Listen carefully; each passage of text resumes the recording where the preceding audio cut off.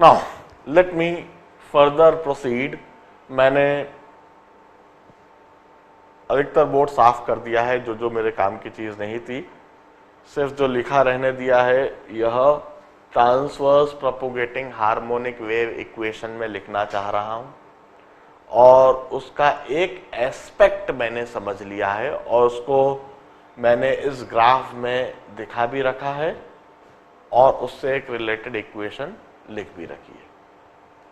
यह एस्पेक्ट क्या है कि ट्रांसवर्स प्रोपोगेटिंग वेव इक्वेशन में एक इंस्टेंट पर, जिस इंस्टेंट पर फोटोग्राफ क्लिक करा गया, उस इंस्टेंट पर रस्सी के अलग अलग पार्टिकल की पोजीशन, वह मुझे इस फोटोग्राफ में दिख रही है और इस इक्वेशन के द्वारा डिस्क्राइब्ड है। नाउ मैं दूसरे एस्पेक्ट को समझना चाहता हूं। मैं किसी भी पार्टिकल की समय के साथ, कोई भी पार्टिकल, जैसे यह पार्टिकल है, ये फिक्स इस पोजीशन पर नहीं है, ये तो उस इंस्टेंट पर, जब फोटोग्राफ क्लिक करा गया उस इंस्टेंट पर यहां पर दिख रहा है आपको, मगर अलग अलग समय पर तो यह ऊपर नीचे इस तरह से हो रहा है, इस तरीके से ऊपर नीचे हो रहा है समय के साथ। मैं समय के साथ यह जो पोजीशन पार्टिकल की बदल रही है, इसे एक मैथमेटिकल इक्वेशन से डिस्क्राइब करना चाहता हूं। अब इसके लिए मैं क्या करता हूं, सबसे पहले वही रस्सी जो इस जगह पर बंधी हुई है और दूसरा सिरा हाथ में है और इस तरह से उसको हार्मोनिक डिस्टर्बेंस दिया जा रहा है। इस रस्सी के लिए मैं सबसे पहले क्या करता हूं, कोई सा भी रस्सी का कोई सा भी एक पार्टिकल लेता हूं। लेट अस से दिस इज द पार्टिकल। रस्सी के इस एक पार्टिकल को मैं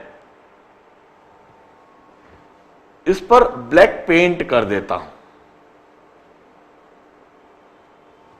इस पर ब्लैक पेंट कर देता हूं,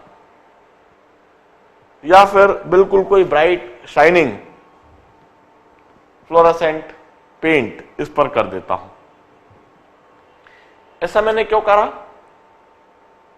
जिससे कि यह पार्टिकल अलग ही चमकने लगे, अलग ही दिखने लगे।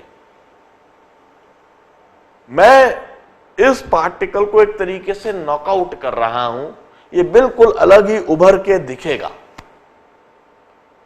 और वंस अगेन रस्सी को इस तरह से harmonic wave, harmonic disturbance generate करा जा रहा है, इस रस्सी के ऊपर डाला जा रहा है। अब इस सिचुएशन में मैं क्या करता हूं, I take a video camera. मैं एक वीडियो कैमरा लेता हूं, उस वीडियो कैमरे का फोकसिंग मैं इस पार्टिकल पी पर, जो बिल्कुल ब्राइट तरह से अलग ही चमक रहा है, अलग ही दिखाई दे रहा है, मैं वीडियो कैमरे का फोकस इस पार्टिकल पर डालता हूं और वीडियो कैमरे को इस पार्टिकल पर फोकस करके I record the motion of the particle over the time interval. मैं इस पार्टिकल की जो ऊपर नीचे इस तरह से मोशन हो रही है, यह पार्टिकल ऊपर जा रहा है, नीचे जा रहा है, ऊपर जा रहा है, नीचे जा रहा है, इस तरीके से जो पार्टिकल ऊपर नीचे मूव कर रहा है, इस पार्टिकल की मोशन को वीडियो कैमरे से over the time period record करता हूं और अब उस वीडियो कैमरे की जो रिकॉर्डिंग है टाइम के साथ, उसे मैं प्लॉट करता हूं। मैं इसे टाइम एक्सिस कहता हूं और इसे मैं वाई एक्सिस कहता हूं।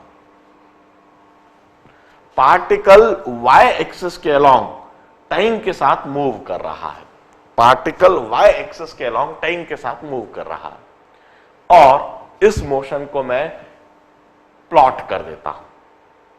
जीरो टाइम पर यह पार्टिकल मीन पोजीशन पर है और फिर यह ऊपर तक जाता है, फिर नीचे आता है, फिर ऊपर जाता है, फिर नीचे आता है, फिर ऊपर जाता है, फिर नीचे आता है, फिर ऊपर जाता है, फिर नीचे आता है। इस तरीके से टाइम के साथ यह पार्टिकल मूव कर रहा है। This is the graph that I observe, that I plot. Now what do this graph show us? इस ग्राफ में हमें एक पार्टिकल की टाइम के साथ पोजीशन दिख रही है। 0 टाइम पर वह mean position for maximum up, then maximum down, then maximum up, then maximum down, then maximum up, then maximum down, then maximum up, then maximum down and so on. इस तरीके से मुझे यह ग्राफ दिख रहा है। इस ग्राफ में उस ग्राफ में फर्क है। इस ग्राफ में क्या है, एक इंस्टेंट पर सभी पार्टिकल की पोजीशन दिख रही है। इधर मुझे एक इंस्टेंट पर सभी पार्टिकल की पोजीशन, और इस ग्राफ में मुझे क्या दिख रहा है, सभी इंस्टेंट पर एक पार्टिकल की पोजीशन। इस बार एक पार्टिकल है और उसकी पोजीशन मुझे सभी इंस्टेंट पर दिख रही है, किसी भी समय पर। और इस ग्राफ में सभी पार्टिकल की एक इंस्टेंट पर पोजीशन। इस ग्राफ में एक पार्टिकल की सभी इंस्टेंट पर पोजीशन, वह मुझे इस ग्राफ में दिख रही है। अब this is y versus x at the instant, at the instant when photograph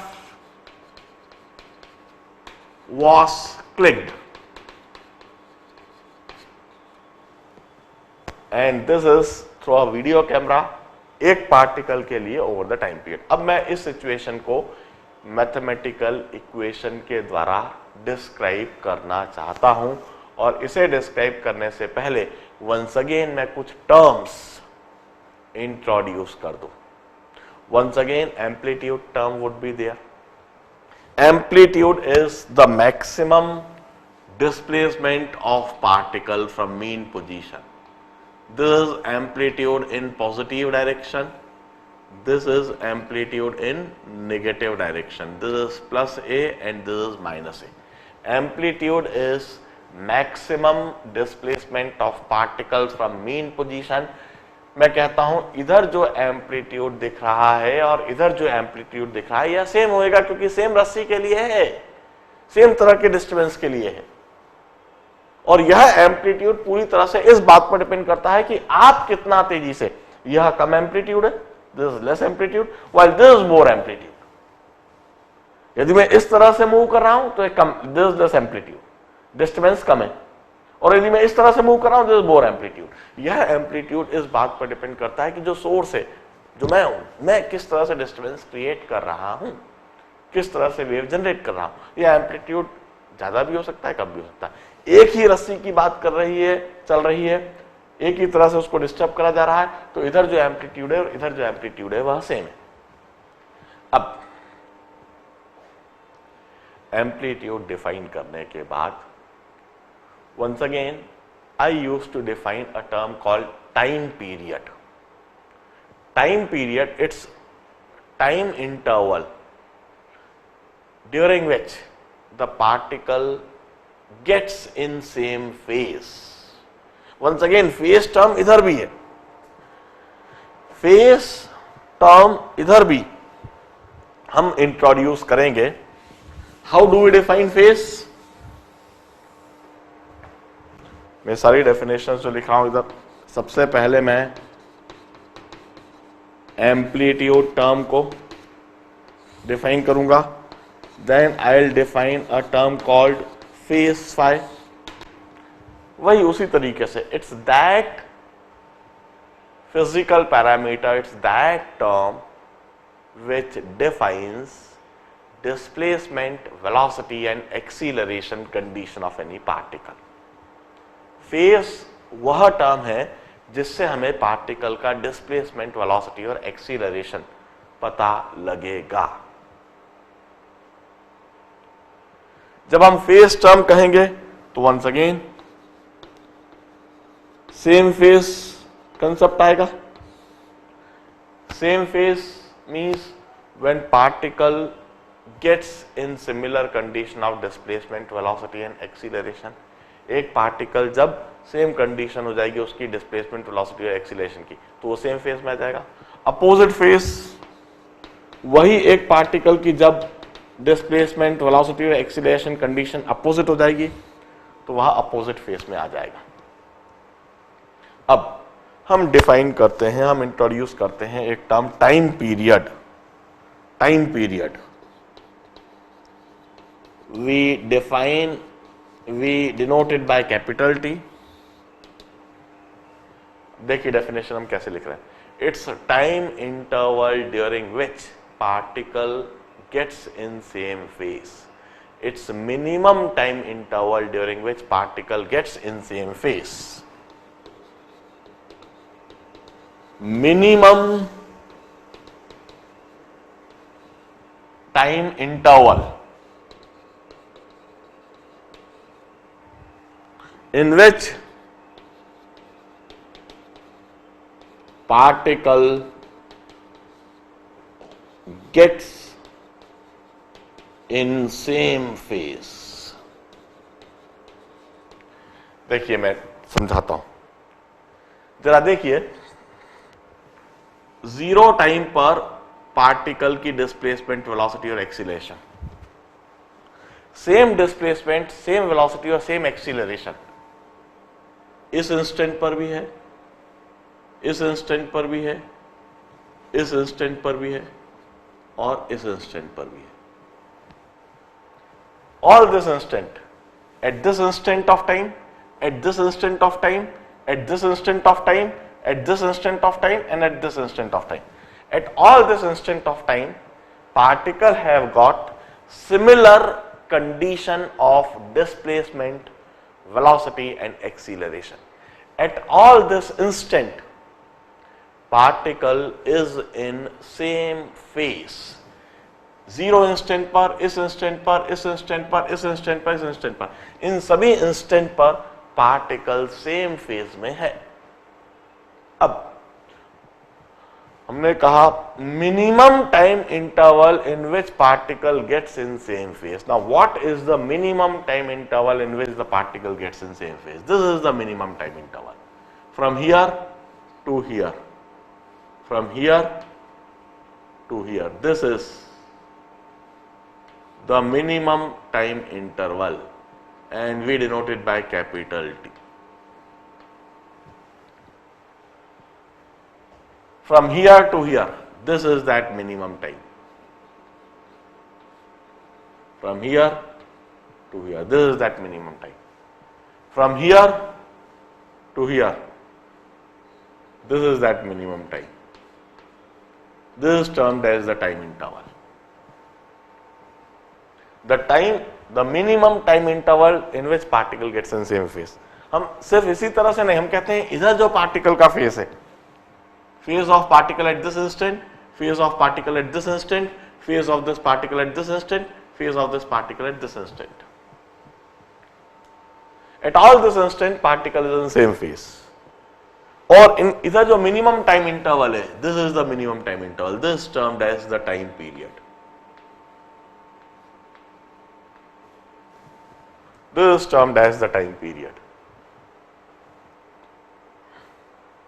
हम कहते हैं time period capital T is the time interval during which particle gets in same phase। अब टाइम पीरियड डिफाइन करने के बाद once again हम same phase, opposite phase को redefine कर सकते हैं टाइम इंटरवल के टर्म्स में भी। हम कंडीशन ऑफ सेम फेज लिख सकते हैं। सेम फेज के लिए कंडीशन हमने एक तो लिखी है, path difference 0, lambda, 2 lambda, 3 lambda और इस तरह से n लैम्डा हो। फेज डिफरेंस हो, फेज डिफरेंस हो 0, 2 पाई, 4 पाई, 6 पाई, 8 पाई एंड सो ऑन। इस तरह से phase difference even multiple of pi हो। मैं एक और तरीके से अब टाइम पीरियड के टर्म्स में भी सेम फेस की कंडीशन लिख सकता हूं. Particle gets in same phase if time difference is either 0, capital T, 2t, 3t, 4t and so on, nt. This is the condition of same phase of particle. Same phase के लिए path difference n lambda और even multiple of lambda by 2, phase difference even multiple of pi और time difference हो even multiple of t by 2. This is the condition of same phase of particle.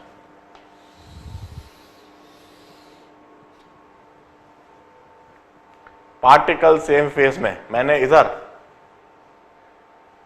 Face की time के terms में 0 time difference हो या capital T का time difference हो या 2t का टाइम डिफरेंस हो या 3t का टाइम डिफरेंस हो, इस तरह से nt का टाइम डिफरेंस हो तो वह पार्टिकल सेम फेज में होएगा. इसी तरह से मैं अपोजिट फेज की कंडीशन लिख देता हूं. The two particles are would be in opposite phase if path difference is lambda by 2, 3 lambda by 2, 5 lambda by 2 or odd multiple of lambda by 2. Phase difference is pi, 3 pi, 5 pi, 7 pi or odd multiple of pi. इसी तरह से if the time lag is either t by 2, 3t by 2, 5t by 2, 7t by 2 and so on, hence odd multiple of t by 2. दो particle opposite face में होंगे और same particle opposite face में आ जाएगा यदि टाइम लैग t by 2 हो, 3t by 2 हो, 5 pi by 2, 5t by 2 हो, 7t by 2. This is the condition of opposite face. अब यह सारी चीज लिख लीजिए, मैं इसे साफ करूंगा क्योंकि अब मैं वह मैथमेटिकल इक्वेशन लिखने जा रहा हूं जिस मैथमेटिकल इक्वेशन से आप पार्टिकल की पोजीशन अलग अलग समय पर समझ सकेंगे, जिससे आप इस ग्राफ को रिप्रेजेंट कर सकेंगे. Note it down please.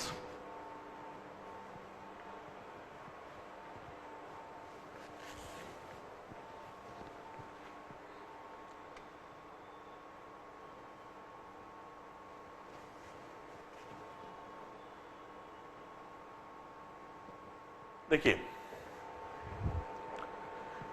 मैंने सेम फेस अपोजिट फेस वाली बात काट दी. मैं I need some space. In fact I can also introduce one more term associated with this graph. जब मैंने टाइम पीरियड टर्म डिफाइन करा, यहीं पर मैं फ्रीक्वेंसी एक टर्म भी डिफाइन कर सकता हूं. Frequency we generally denote it by F. हमने SHM में भी यह टर्म देख रखी है. Frequency is the number of times particle repeats its motion in 1 second. 1 second में पार्टिकल जितनी बार यह मोशन रिपीट करे, its frequency. And this frequency is reciprocal of time period. Time period is given in seconds or minutes or per minute or in hours, while frequency would be given in per second or hertz. देखिए, if it is a transverse propagating harmonic wave, for such a transverse propagating harmonic wave, this particle would execute harmonic motion, a simple harmonic motion. ये बिल्कुल motion वैसी की वैसी होगी जैसे हमने SHM में देखी है, वह पार्टिकल अपने मीन पोजीशन के अबाउट SHM करेगा। और पार्टिकल की इस मोशन को मैं एक इक्वेशन के द्वारा लिखना चाहता हूं, और वह इक्वेशन में अब लिखता हूं, and that equation is y is equal to a sin 2 pi by capital T into T. This is that equation which would describe position of any particle at any instant, or that fixed particle at any instant.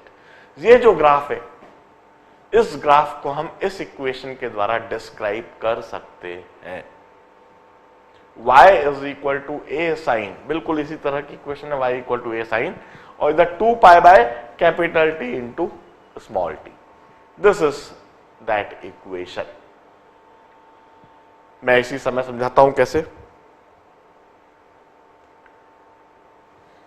If t is equal to 0, at t equal to 0, this argument of sin function, जरा देखिए, this is t equal to 0, argument of sin function 2 pi t by capital T, t equal to 0 रख दूंगा, argument of sin function, its value becomes 0, and sin 0 is 0, and hence y is also equal to 0. वाकई में t equal to 0 पर particle mean position पर है, उसका displacement 0 है। At t is equal to capital T by 4, at t equal to capital T by 4, this is capital T, this is t by 2, and this is t by 4. This instant is t by 4. अब इस instant पर देखिए, argument of the sine function 2 pi by capital T into small t, इधर हम t by 4 लिखेंगे, this becomes pi by 2, sin pi by 2 is 1, y is equal to a. और इस point पर वाकई में देखिए, its maximum displacement of particle at t equal to capital T by 4, at t equal to capital T by 2, half of the time period. जरा देखिए, this is capital T by 2, this is capital T by 2, half of the time period at this instant. अब इस instant पर sign function का argument देखिए, 2 pi by capital T into T, इधर हम t by 4 t by 2 substitute करेंगे, t cancel, 2 cancel, this becomes pi, and sin pi is 0, y is equal to 0, sin pi की value 0 हो गई, y is equal to 0. इस position पर, इस instant पर आप देखिए पार्टिकल मीन पोजीशन पर ही है, और वही हमारी इक्वेशन से भी आ रहा है, और वही हमें पार्टिकल की पोजीशन दिख भी रही है। At t is equal to 3t by 4, 3t by 4 कहां पर दिख रहा है, जरा देखिए, this is 3t by 4, this is 3t by 4. इस 3t by 4 पर आर्ग्यूमेंट ऑफ साइन फंक्शन देखते हैं, 2 पाई t by कैपिटल T, इधर हम 3t by 4 लिखते हैं, this becomes 3 pi by 2, and sin 3 pi by 2 is -1, so y becomes equal to -a. आप देखिए, इधर वाकई में डिस्प्लेसमेंट नेगेटिव डायरेक्शन में मैक्सिमम है, जैसा कि इक्वेशन से भी आ रहा है और जैसा हमें ग्राफ में दिख भी रहा है। And at t is equal to capital T,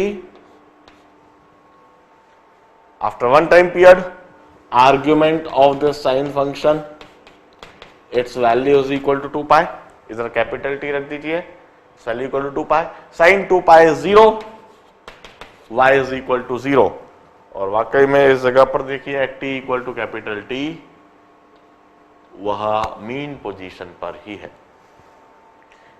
ध्यान से देखिए, हमने अलग अलग इंस्टेंट पर साइन फंक्शन का आर्ग्यूमेंट इसकी वैल्यू डिटरमाइन करी। साइन फंक्शन का यह जो आर्ग्यूमेंट है, इस वैल्यू को डिटरमाइन करके हमने साइन फंक्शन की वैल्यू सोची और हमने y की वैल्यू डिटरमाइन कर दी और लिख दी, और जो y की वैल्यू हमने इक्वेशन से डिटरमाइन करी वही हमें इस ग्राफ में वाकई में दिख रही है। व्हाट आई मीन टू से is this equation really very well describe us the position of that particle at various instant।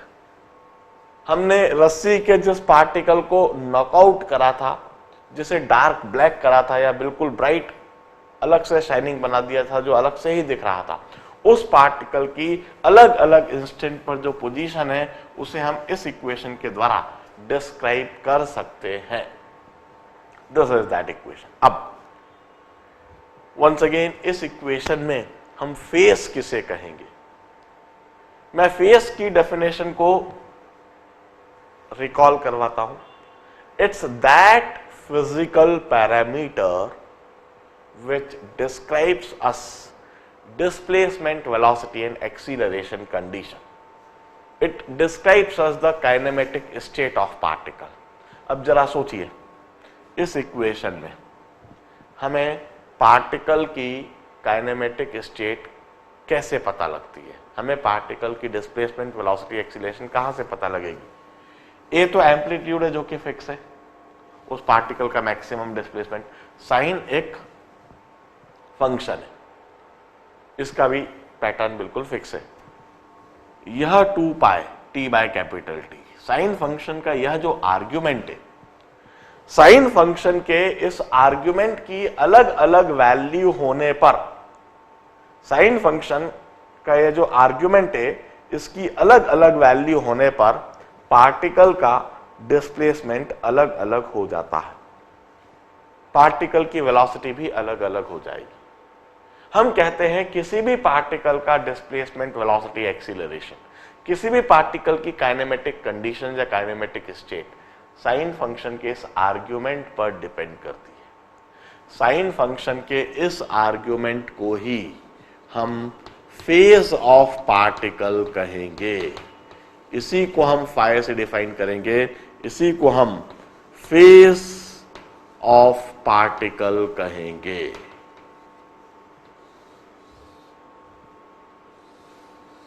This is termed as the phase of particle, और हम इस इक्वेशन को y is equal to a sin phi इस तरीके से लिख सकेंगे। This equation describes us the position of that particle at various instant, अलग अलग इंस्टेंट पर उस पार्टिकल की पोजीशन हमें इस इक्वेशन के द्वारा मिल जाती है। अब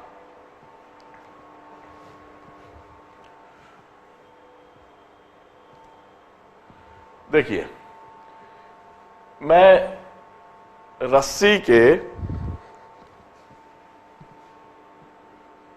उस पार्टिकल के लिए इस इंस्टेंट को हम T1 कह दें और इस इंस्टेंट को हम T2 कह दें। This are the two instant. T1 instant पर मैंने रस्सी को देखा, वह इधर दिखी। T2 इंस्टेंट पर मैंने रस्सी को देखा, वह इधर दिखी। At instant T1 phase phi1 is 2 pi T1 by capital T, while at instant T2 phase phi2 of particle is 2 pi T2 by capital T। हम कहते हैं इंस्टेंट T1 पर पार्टिकल का फेस phi1 था, which is this। Instant T2 पर particle का face phi2 था, which is this। हम कहते हैं face of particle change This is called time difference delta t, t2 minus t1. This is time interval. Delta t is time interval from t1 to t2. Time interval from t1 to t2, it's delta t, it's t2 minus t1. And during this time interval, phase of particle change. Phase of particle change during this time interval. This time interval of delta t. And this phase change is denoted by delta phi, and this phase change is given by phi 2 minus phi 1, and this phi 2 minus phi 1 is 2 pi by capital T into T2 minus 2 pi by capital T into T1, or 2 pi by capital T into T2 minus T1.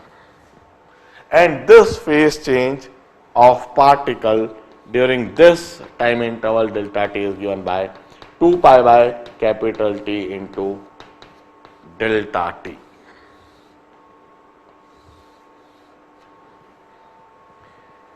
This is phase change of particle during time interval delta t. हम कहते हैं delta T time interval में, t1 से t2 time interval में particle का phase change होता है. Particle का फेज चेंज होता है, इसका मतलब क्या? पार्टिकल की डिस्प्लेसमेंट कंडीशन चेंज होती है, पार्टिकल की वेलोसिटी कंडीशन चेंज होती है, पार्टिकल की एक्सीलरेशन कंडीशन चेंज होती है. पार्टिकल की डिस्प्लेसमेंट वेलोसिटी एक्सीलरेशन कंडीशन का चेंज होना, इसका मतलब पार्टिकल का फेज चेंज होना. जैसे जैसे T1 से हम T2 पर जाते हैं, T1 T2 से टाइम इंटरवल में चेंज आता है डेल्टा टी से, और डेल्टा टी से टाइम इंटरवल में चेंज आने पर हम कहते हैं पार्टिकल का फेज चेंज हो रहा है, and that change in phase is equal to delta phi, and that delta phi is phi 2 minus phi 1, and that phi 2 minus phi 1, that is delta phi, would be equal to 2 pi by t into delta t. Now, मैं दोबारा वह condition लिख देता हूं, same phase condition, opposite phase condition. Same phase, particle same phase में होएगा. Same phase के लिए हम कहेंगे पाथ डिफरेंस या तो हो n लैम्डा और even multiple of lambda by 2. Phase difference हो इवन मल्टीपल ऑफ पाई, और टाइम डिफरेंस हो n इंटू टी और even multiple of t by 2. This is the condition for same phase. This is the condition for same phase. इसी तरह से मैं opposite phase की condition लिख देता हूं. अपोजिट फेज के लिए path difference must be odd multiple of lambda by 2. Phase difference must be odd multiple of pi, and time difference must be odd multiple of t by 2. This is the condition for the opposite phase of the two particles. दो particle opposite phase में कहलाएंगे यदि उनके बीच में path difference हो odd multiple of lambda by 2, phase difference odd multiple of pi, और time lag, यदि एक ही पार्टिकल का time lag odd multiple of t by 2 हो जाए, तो वह दोनों पार्टिकल अपोजिट फेज में कहलाएंगे, और यह सेम फेज की कंडीशन हुई. अब देखिए, इस इक्वेशन को देखिए और इस इक्वेशन को देखिए. मैं जो a sin phi है इसको तो अभी हटा दूं, इधर से भी और इधर से भी.